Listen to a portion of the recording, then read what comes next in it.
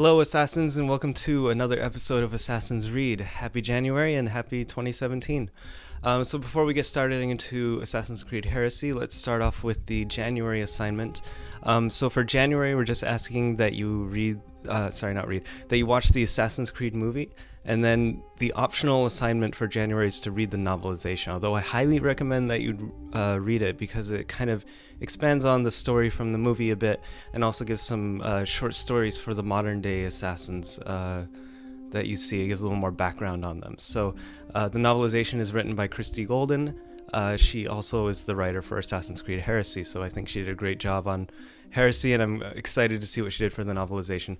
So we did do a giveaway for the novelization as well, and so congratulations to the winners as always. And I think that's pretty much it. So if you didn't win the novelization giveaway, of course, feel free to use the affiliate link in the video description. And as always, those links help fund future giveaways for the Assassin's Creed Book Club. Also, by the way, you might notice a little change of scenery here. I'm at my girlfriend's place for the holidays, so if you're wondering about the background on that, it explains that. Alright, so let's dive right into Assassin's Creed Heresy. We'll start with the things that I liked about it. Overall, I really liked the book. I liked it even more than Last Descendants, I think. I'd probably give it like a 9 out of 10, I'd probably say. My likes for the book generally are encompassed by a feeling of freshness, so I'll explain as we go through these, but overall I was really glad at how fresh the book felt. And we'll start off by saying one of the things I really liked about this book was the fact that the goal, that Simon's goal for Abstergo was a quest for knowledge. And he kind of talks about how previously they've always just gone back to look for pieces of Eden, and it's kind of like a very meta reference. And personally, I've honestly gotten really sick of the narrative of a lot of these books and games and stuff, like where the whole reason to go into the past is to find another piece of Eden, whether it's a new shroud, sword, apple. Even the movie follows that storyline to a T. And to me, I'm like, we already have enough pieces of Eden, like, and it's just so contrived that it's been used so much that it's worn out its welcome for me. So I was really happy for Simon to kind of reference that in his opening speech to the other Templars in the Inner Sanctum and talk about how they're going to focus more on a quest for knowledge. And the main goal of this particular deep dive into the Animus being to fix an existing Sword of Eden, which was seen in Unity. And I thought that was really just fresh and great, and I was so happy to come back to something. There are multiple reasons I like this. One is I was happy to come back to something that we had seen already in another game, or previously, in Unity. And I was also just happy not to have another piece of Eden introduced into the universe, right? As I said, I already feel like there's already so many. Maybe we should just focus on, the ones that are already out there. So I thought that was really cool. I like that a lot. I also, I thought it was interesting how they expanded on the purpose of the sword and eventually it's revealed that it's not just like an offensive weapon that shoots lightning like how Germain used it, but it's actually supposed to be used as kind of like a beacon of hope, like something that kind of inspires hope in everyone. I thought that was really nice. And I also kind of found it really funny that Germain, who is like Germain is like kind of like the Kylo Ren to Jacques de Molay. Like he thinks he's like super connected with them because they're both sages, and like he's kind of obsessed with him and everything. I thought it was funny how the book was basically like, oh yeah, Germain wasn't using the sword like Jacques de Molay wanted. Like he kind of fucked it up. I thought that was hilarious. I don't know, maybe it's just me. So I liked all that. I really found it really a fresh premise and a nice way to still use the Animus, but in a way that's a little bit different and refreshing. So another thing I really liked was Joan's story. I thought it was really well done. I felt it was a little bit slow at first, but it hooked me in pretty well after that. I thought another thing that felt fresh again with Joan's story is kind of like there's two aspects to it. One is that both her and Gabriel are not Templars or assassins explicitly, even though they come into contact with both. I thought that was nice because usually we always go back into the past. You play as the assassin or you read about the person as the assassin or the Templar. So it's kind of nice to have someone kind of like Edward who was, outside of the conflict for a long period of time. The other thing that was interesting is seeing it through the eyes of Gabriel. So you're not even really seeing it through the main character is mainly Joan, honestly, right? And you're just seeing her actions through the eyes of Gabriel, her shadow / witness. And I felt that was pretty fresh too. It's been quite a while since we've seen anything like that. I think Brahmin had a little bit of an aspect of that where you weren't witnessing things through the eyes of the main assassin / protagonist. But I think it worked pretty well, and it gave it a fresh perspective. The other thing that's interesting about Joan's story is that the ending, right? And we'll get to the ending part later. But Joan's story, if there's I didn't really know a whole lot about Joan of Arc, but if there's anything that people know about Joan of Arc, it's usually that she was burned at the stake, right? And so that also made it a little interesting because you already know like where the story's headed. And Simon also kind of references that, like, oh, Gabriel is not going to be happy. Like, in a few years, he's going to wish that she had died now and not the way she does later. That's also something that we don't usually get in these stories. We don't know how Ezio's story is necessarily going to end, or Connor's. And so this book in particular with Joan makes it a lot more about the journey than the ending, at least initially. And like I said, we'll get to the ending stuff in a bit. But I found that also kind of refreshing narratively. So in addition to all that, loved seeing an actual modern day storyline from the Templars. I feel like the modern day Templar side of things has dropped off a lot since the multiplayer. It used to be in the multiplayer of the games you would see things from the Templars' perspective in the present day. And we haven't seen that since they killed off the multiplayer. So I'm really, really excited. I thought it was really cool to explore the Templar structure in the modern day, to see things going on at Abstergo, to actually know who all the Inner Sanctum members are and kind of get a description of them is something that is really nice, to finally peel back the veil a little bit, see Alan Rickon kind of like quarrel with Simon and kind of get a sense of the dynamic between people, especially Otto Berg, who kind of comes across as more level-headed and reasonable than you might expect, given that he kills a lot of people, but he's always kind of been like that too, kind of cold and calculating. I thought it was really cool to see stuff like dynamics like that, personalities play out like that in the Templar world. And then it dovetails really nicely into the movie, I think, near the end too. I also really liked Simon kind of at the end when he lays down like his whole speech about the sword and everything. He lifts it up and he kind of just I kind of love how he just talks to everyone else, and he's kind of like, "Hey guys, are we the baddies? Like, this is what Jacques de Molay really wanted." And then Rickon's kind of upset about that. I thought all of those kinds of things were really cool. I really enjoyed the Templar Modern Day in this book. And I thought the dynamic, for the final thing, I thought the dynamic between the historical and present day was also done really well.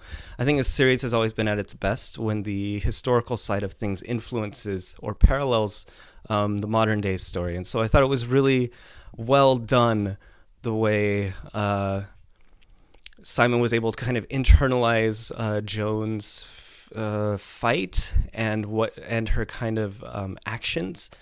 And he was able to observe the way that she led her people and kind of use that to influence his final speech and his final realization about Jacques de Molay and the Sword of Eden. Like all of the stuff from the past kind of influenced his throwdown at the end of the book, where he talks about how the Templars need to be headed in a better, like a better direction, basically, than what they have been. I thought that was really, really well done. I really like that. All right, so now we've talked about the likes. Let's talk, before we get to the dislikes, I'm going to talk to something that is a little different. This is the mixed, kind of ambivalent feelings I have towards the ending, or in other words, the twist. So we have to talk about this. Of course, what I'm referring to is the fact that according to Assassin's Creed lore, Joan of Arc was not actually burned. It was Fleur who was swapped out and burned, and she kind of willingly sacrificed herself for Joan. And so, yeah, I don't really know 100% what to think about this, to be totally honest. I have really mixed feelings. So the downside to it is I feel like it's altering history a little too much, because I don't think there's any doubt in historians' mind that it really was Joan of Arc that was burned. And so I don't like it. I'm struggling to think of a parallel in the series where they've deviated so much from kind of established history.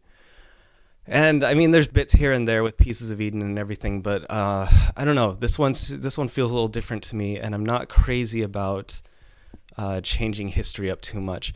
And it kind of ties things off a little too much with like a happy little bow. You know what I mean?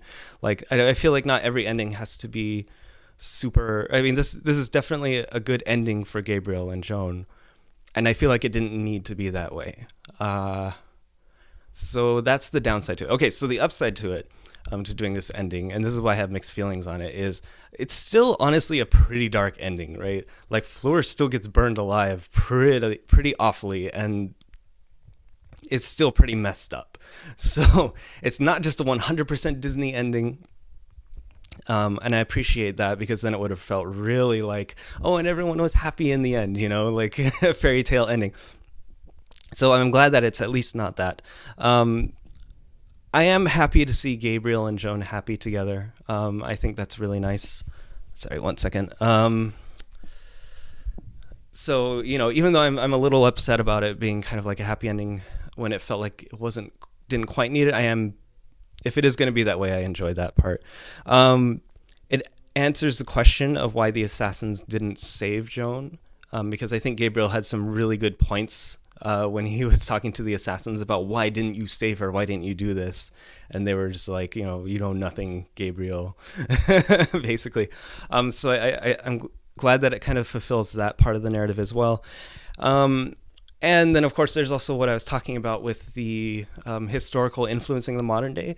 This last part of the love story is what pushes Gabriel to kind of reconcile with Anya, romantically at least. They've already clearly still friends. And so there's that part too. So that's nice that it influences the modern day kind of in a meaningful way, I would say. Overall, though, I think I would have preferred if they had stuck with history of Joan actually getting burned. And that makes it like a really dark ending for Gabriel and for Simon, honestly, too, right? But I feel in my heart, I feel like it would have been I would lean towards that choice. Although I can understand, like I said, the reasons for swapping her out with Fleur in the end. But that's just my opinion. I'm actually really curious to hear what you guys think in the comments, if you like the twist ending or if you would have preferred to have kept it more historically accurate, so to speak. Okay, so on the downside, not a whole lot of dislikes, just a couple things. Like I said, overall, I really enjoyed the book. I really think it's a great addition to the franchise. One dislike was that and maybe you guys can help me with this, I don't know how Constance is communicating with Joan. That part about her and her voices was kind of unclear to me, and it never got resolved. So she said she would hear the voices of 3 different people, I believe, some male, some female. That doesn't really fit quite with Constance. Constance, at least, most of our experience with Constance has been in Syndicate, I believe, in the audio files, and maybe the comics, and I haven't gotten to them yet. But the other thing about Constance in Syndicate is that his consciousness was very much tied to this prototype Shroud of Eden, right? And so it's not clear to me how she is hearing, how she's communicating with Constance when it seems clear to me she doesn't possess a shroud of any type. So I don't know if you guys can help me out with this, but that part was bugging me, and I can't figure it out. So that's one thing I didn't like.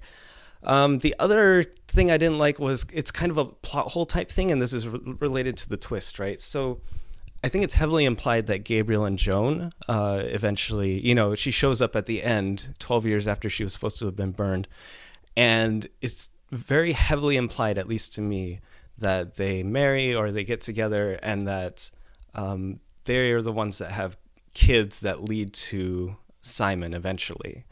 And so technically, at least if I'm inferring this right from the text, Simon is actually a descendant of Joan of Arc, even though they thought she didn't have any descendants, they swapped her out they swapped her out with Fleur, and they are the case. So the problem that this raises is then it doesn't make any sense that Simon would be going to Gabriel's memories instead of just directly to Joan of Arc's memories, right? Because I'm imagining when you load up the Animus and everything, and like you can basically pick your ancestors, right?